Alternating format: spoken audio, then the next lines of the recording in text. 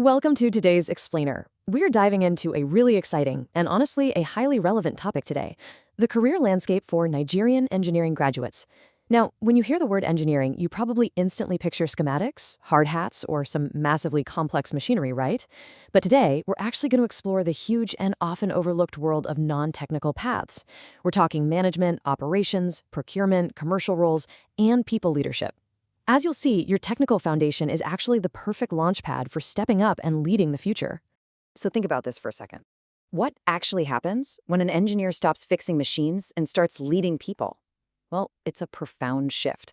We spend all these years in school learning the immutable laws of physics and thermodynamics, right? But humans? Yeah, unfortunately, humans don't exactly come with a troubleshooting manual. So let's take a look at why making this transformation is actually one of the most lucrative and impactful career pivots you can possibly make. All right, let's jump right into Section 1, Beyond Purely Technical Roles. There is literally a world of difference between purely technical work and commercial or operational roles. Don't get me wrong, technical execution is absolutely your baseline. It's your bread and butter, understanding the equipment and the processes. But when you step into operations and commercial roles, you aren't just calculating load-bearing capacities or programming logic controllers anymore. You're taking that technical judgment and using it to drive coordination, negotiate tricky contracts, and solve much broader business problems. It completely shatters the myth that engineers only sit in the back room doing technical execution. Those operational roles, that is exactly where your technical knowledge meets high-level business strategy. And really, this is just the natural evolution of an engineering career. As you grow beyond those purely technical, hands-on roles, you start stepping into positions like team lead, operations leader, or technical manager. You might even find yourself suddenly coordinating training programs or handling major procurement deals. The biggest takeaway here is that your career shifts from managing things to coordinating the work of others who manage things. Moving right along to Section 2, the people management pivot. So what does people management actually look like for an engineer? Well, it's a path for those of you who genuinely enjoy guiding teams, coordinating work, developing new talent, and just helping others perform better. If you find that you get just as much satisfaction out of helping a junior engineer solve a complex problem as you do solving it yourself, then this is absolutely the pivot for you.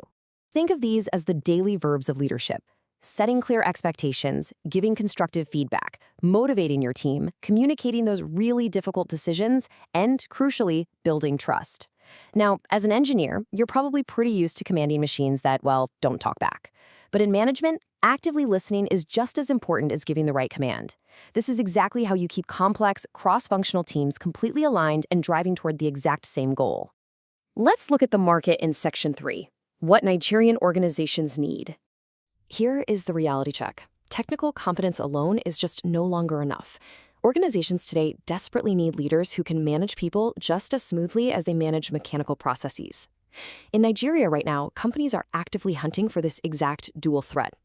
They want that rare professional who deeply understands the complex technicalities, but also has the finesse to lead the humans actually executing them. That specific combination, it is incredibly valuable. Mastering people management basically creates a bridge. It takes you from those traditional environments, production units and project offices, straight into broader leadership roles. We are talking about leading dynamic field operations, driving explosive growth in fast-paced startups, or even crossing over into corporate functions you might not expect, like human resources, talent management, or learning and development. Your engineering background gives you this razor-sharp analytical edge, but your people skills, those hand you the keys to the entire organization. Which brings us to Section 4, the Leadership Toolkit. Consider this your brand new engineering manual. These are the essential soft skills you absolutely must stack on top of your degree: communication, coaching your junior colleagues, conflict resolution, and managing performance. And honestly, right at the core of all of this, holding the whole shebang together, is emotional intelligence, or EQ. Think about it. When a machine breaks, you just troubleshoot the parts. But when a team breaks down, you need high EQ to get them back online. A technically competent graduate who actually takes the time to develop these skills becomes utterly indispensable. Now, notice the nuance here. It's not just about randomly delegating tasks so you have less to do. It's about delegating tasks based on your team members' specific strengths, and that is a massive mental shift. As a high-performing engineer, your first instinct is almost always going to be to just do everything yourself to make sure it's done perfectly. But true leadership, it's stepping back. analyzing your team, recognizing who is best suited for what role, and fully empowering them to execute. Let's make this concrete in Section 5, leading the maintenance crew. Picture this. You're a young engineer who has just been put in charge of a maintenance crew. Okay, yes, step 1, you must still understand the equipment. Obviously, you can't lead what you don't comprehend. But beyond that, you have to assign tasks fairly, which is resource management. You have to ensure everyone truly grasps the safety risks, that's clear communication and empathy. And finally, you have to follow up and actually correct poor performance.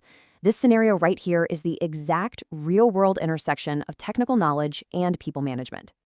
And that brings up the ultimate challenge for any new leader. You must learn how to correct poor performance without completely destroying team morale. Managing humans is wildly different from managing machines. If you tighten a bolt too much, it just strips. If you come down way too hard on a team member without offering constructive feedback and using that emotional intelligence we talked about, you destroy their morale, and productivity simply plummets. It takes immense skill to correct a mistake while still building the person up. So I'll leave you with this final thought. Will you just build the infrastructure, or will you build the teams that build the future? The career path for a Nigerian engineering graduate is in no way limited to just technical execution. By actively developing your operational awareness, your commercial acumen, and your people management skills, you are opening the door to literally limitless leadership opportunities. Thank you so much for joining me for this explainer. Now get out there and start building your leadership toolkit today. Welcome to the quiz section, Fastest Finger Edition.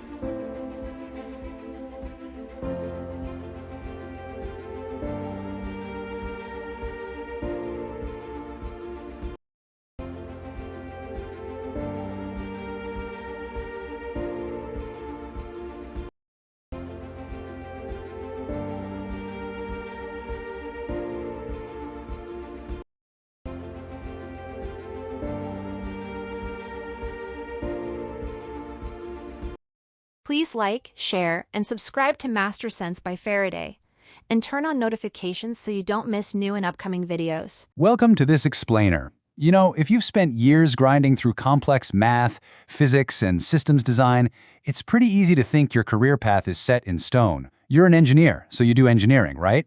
Well, today, we're going to dive into the data and completely shatter that assumption.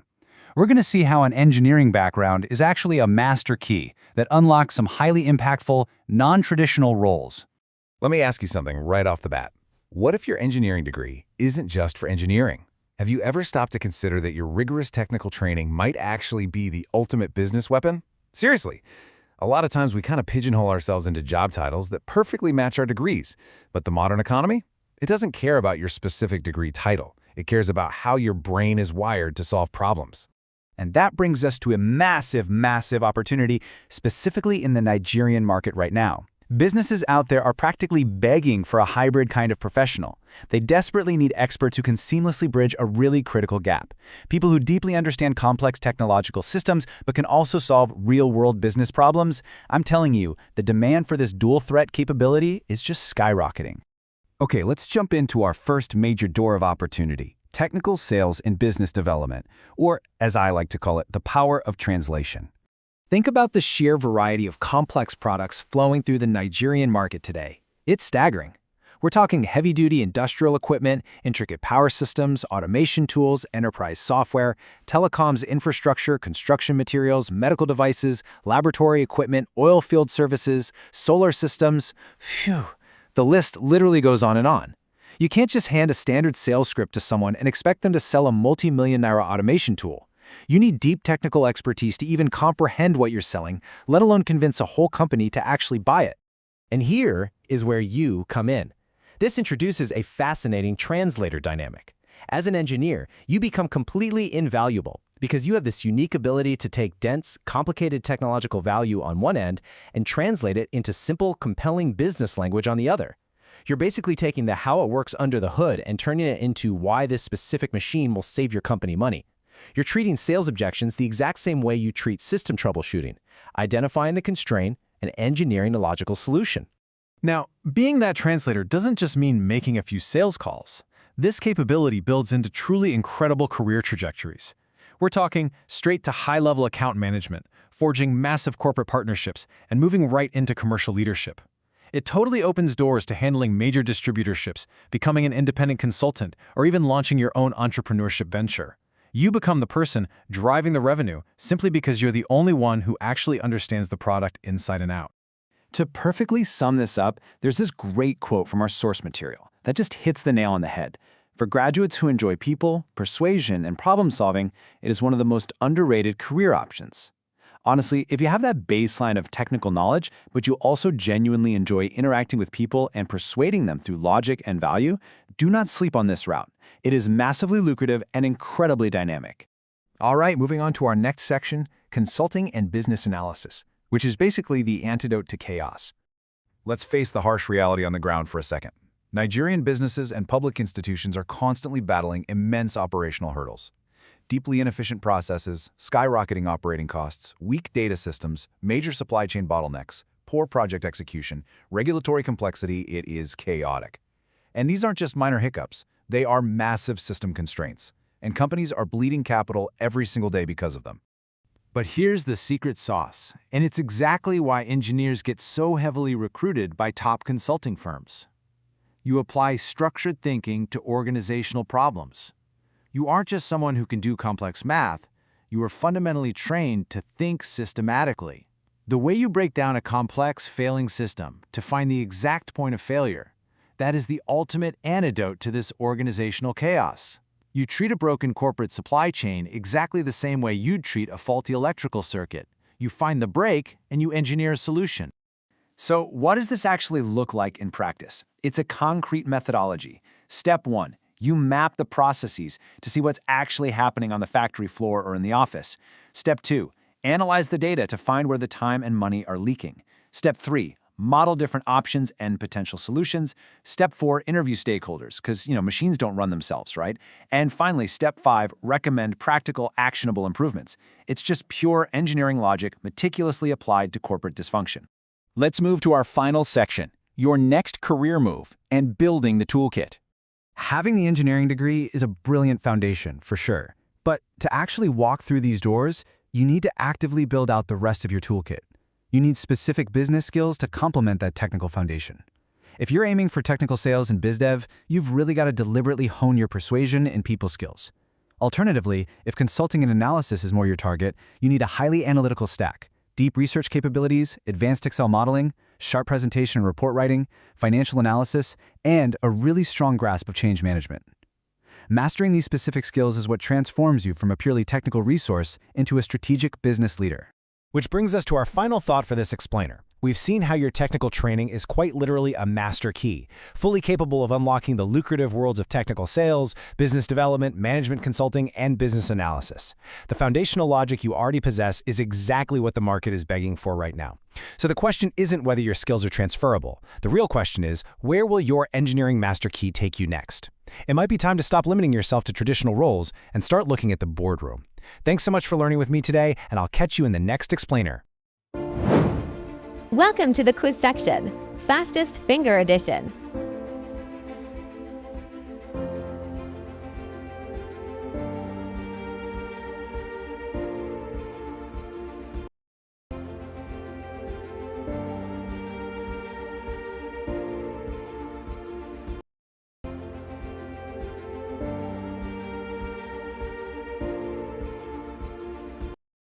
Welcome to The Explainer. Today, we're diving into a fascinating career transition that honestly just doesn't get talked about enough. We're looking at how technical engineering skills, that incredibly rigorous training you get in university, how those seamlessly translate into high-level business roles.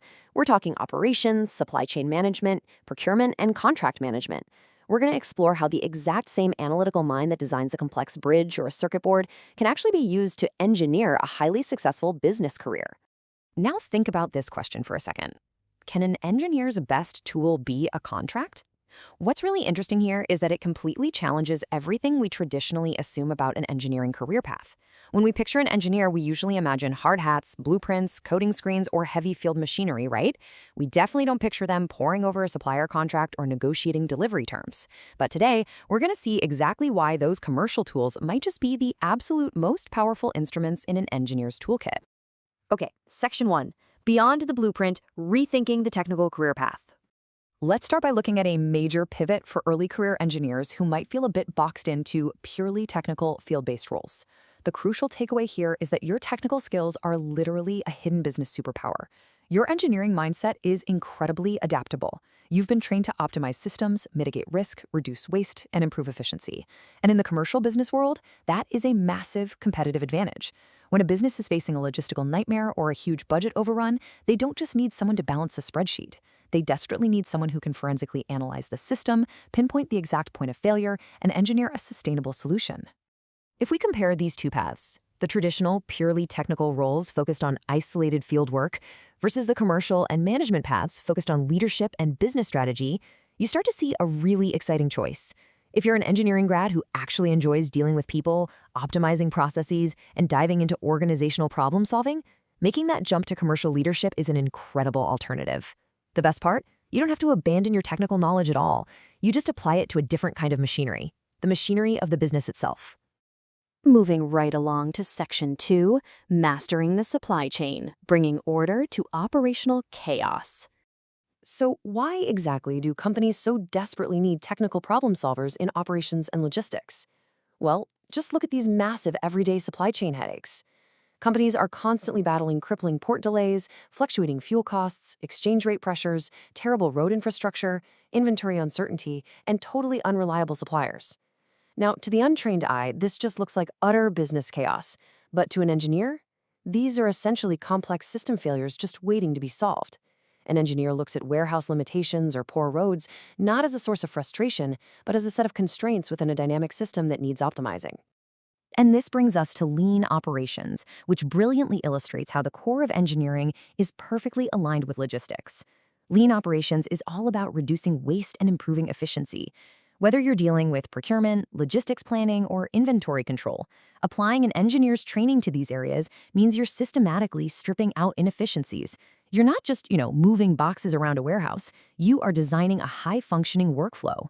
Because of this, the demand for these skills is universally high. A graduate who understands analytics, quality control, vendor management, and lean operations can find really meaningful opportunities in literally any of these massive sectors. Manufacturing, retail, oil and gas, healthcare, e-commerce, they all absolutely depend on smooth, optimized operations just to survive. All right, on to Section 3, the power of procurement. Not just cheap, but right. Let's dive into procurement. This is a sector where massive technical projects live or die based entirely on buying the right materials and selecting competent vendors. We call this the not just cheap, but right pivot. See, a traditional buyer often focuses heavily on just finding the cheapest price. But an engineering buyer, they know that buying the cheapest option is a massive technical risk if it doesn't meet precise operational specifications.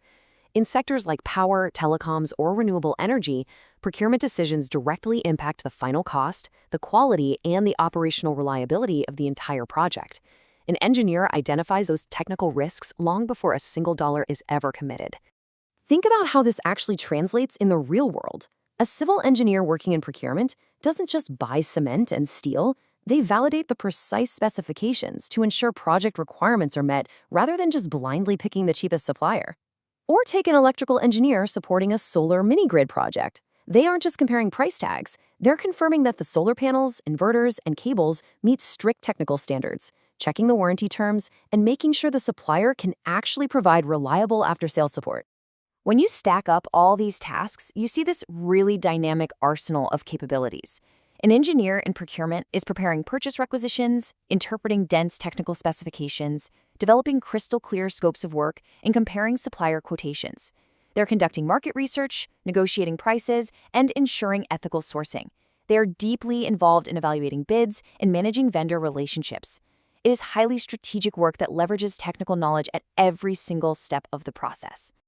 Which brings us to Section 4, Controlling the Contracts, Step-by-Step Risk Mitigation. Now, I know what you're probably thinking. Contracts, they sound super dry, just paperwork and legal jargon, right? But actually, scratch that. Contract administration is a critical, highly technical process. Think of it this way. A poorly written contract, or one that isn't actively monitored, is just a system failure waiting to happen. Monitoring a contract's performance, understanding the exact terms and conditions, and identifying contractual risks requires the exact same analytical rigor as evaluating a mechanical blueprint. This step-by-step life cycle really shows how an engineer turns abstract admin work into tangible technical validation. For example, an engineer supporting a construction contract doesn't just blindly sign off on an invoice. First, they confirm the physical work against the approved drawings. Second, they check that all safety and quality standards were actually met. Third, they verify the work was completed on the agreed schedule. It's only after proving the contractor technically did the job right that they recommend payment or accept the completed work. To pull that off effectively requires a very specific set of skills. You have to meticulously track obligations and deliverables. You have to handle variations and change orders, because, let's be honest, things always change out in the field. You're reviewing payment milestones, documenting correspondence to protect the company, resolving disputes professionally, and finally closing out contracts properly. These are all areas where an engineer's natural obsession with detail saves projects from absolute financial disaster.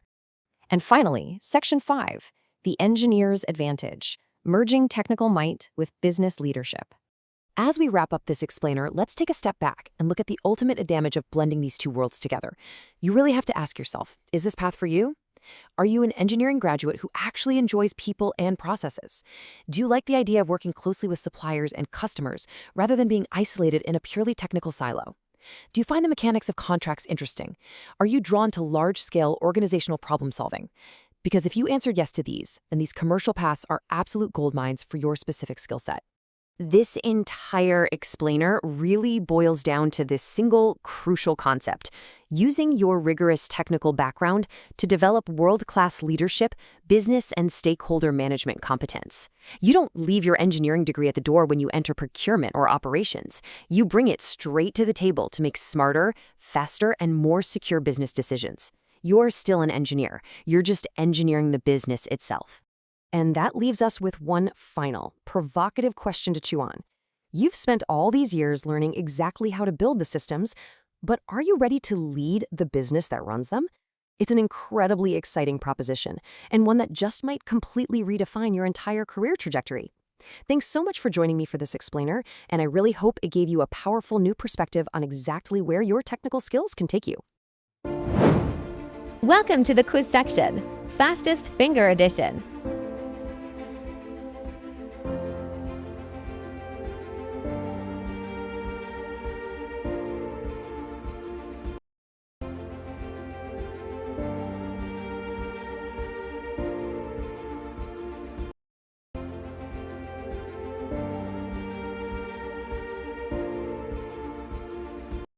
Please like, share, and subscribe to Master Sense by Faraday, and turn on notifications so you don't miss new and upcoming videos.